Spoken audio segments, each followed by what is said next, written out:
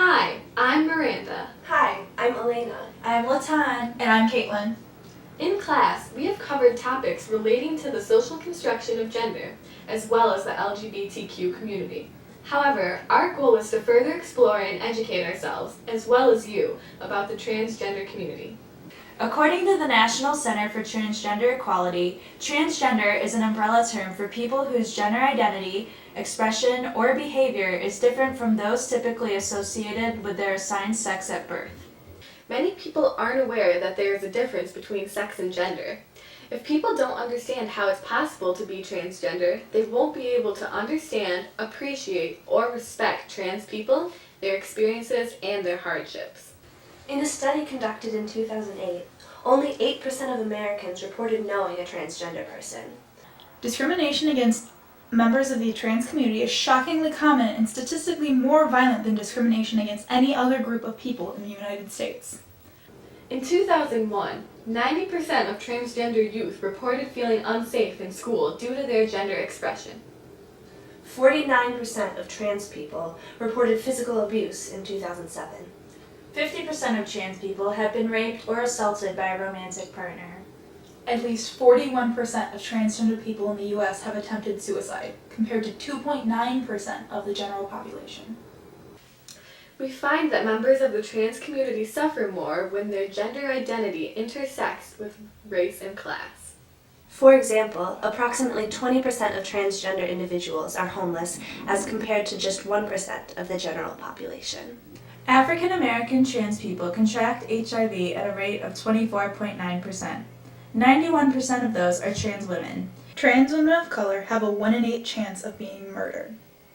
Even within the LGBTQ community, trans people are marginalized.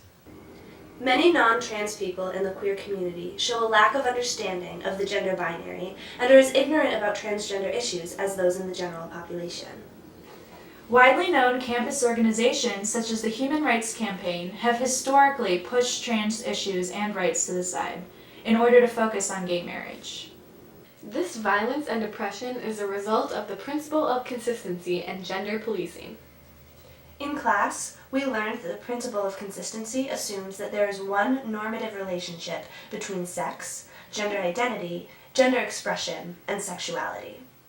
Anyone who doesn't fall within this binary is seen as non-normative and even subhuman.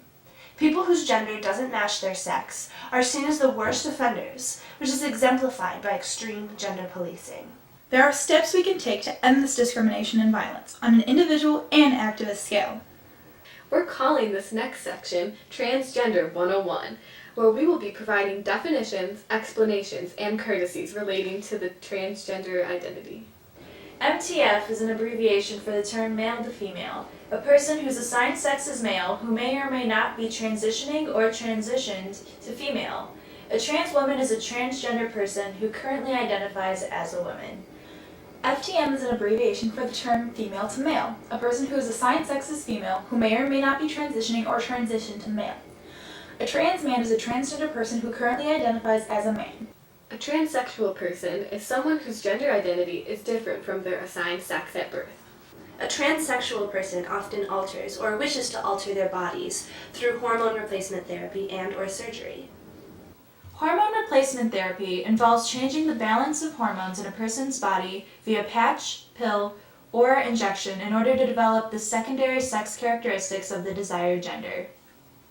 There is not one sex reassignment surgery because there are multiple surgeries that one can undergo, and the process of sex reassignment often involves multiple procedures over extended periods of time.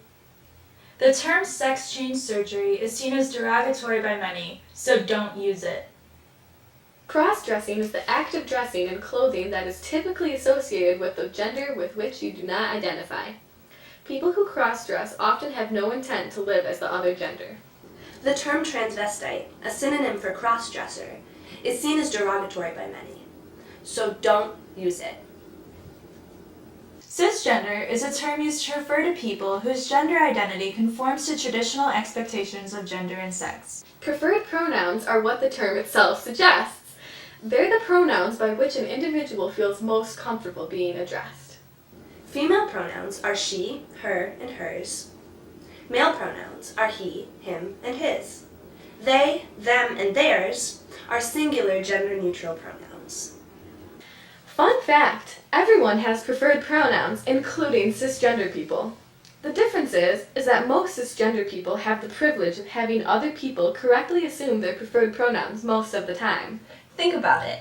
If a cisgender woman were referred to with male pronouns, she would be offended. If you're not sure what someone's preferred pronouns are, ask them. Also, if you're speaking about a person while they're not there and you're not sure what their preferred pronouns are, you should use they, them, and theirs. Calling a person an it is never okay. The term is a pronoun used for objects and is dehumanizing, so don't use it. Speak up. Don't be afraid to call someone out if they refer to someone as an it. Act against transphobia. While individual action is important, it can only help on an individual scale.